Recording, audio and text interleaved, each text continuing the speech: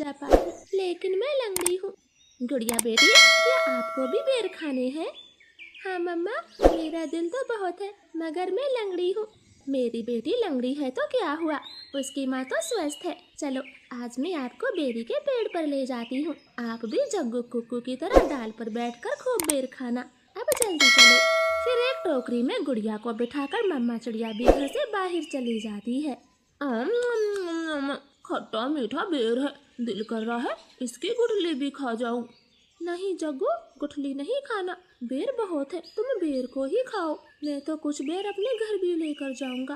Cocoa दोस्त, वो देखें, आपकी मम्मा भी इसी तरफ आ रही है, शायद उन्हें भी खट्टे मीठे बेर खाने होंगे। फिर मम्मा चिड़िया गुड़िया के साथ पेड़ पर बैठ जाती है। गुड़िया तो कई महीनों के बाद घर से बाहर आई थी, वो बहुत खुश होती है।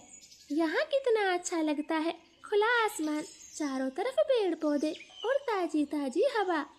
लो गुड़िया बहन, ये बेर खाओ, ये और भी मजेदार है। ऐसे वो तीनों गुड़िया को बेर तोड़ तोड़ कर खिलाते हैं। दूर छिपी हुई बुरी चील उन पर नजर रखे हुई थी। अरे वाह, एक साथ चार चार शिकार है, किसी एक का खात्मा तो हो ही जाएगा, बड़ी तेज भूख लगी है।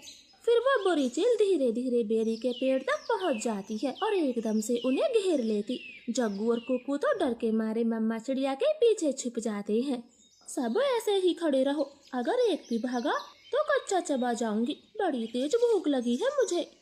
नाना चील जी, हमें जाने दे, हमारी जान बख्श दे, छोटे बच्चों पर रहम करें। नाना चिड़िया, किसी एक को तो अपना शिकार बनाकर ही खाऊंगी।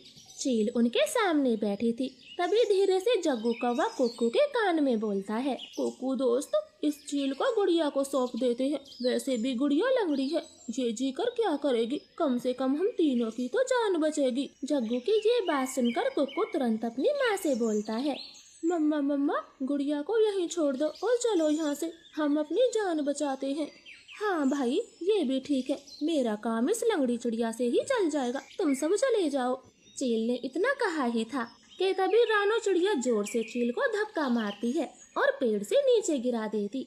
जग्गू कुक्कू, गुड़िया को साथ लेकर यहाँ से भाग जाओ, मैं इस चील को आपके पीछे नहीं आने दूंगी। बेटा जल्दी से भागो यहाँ से।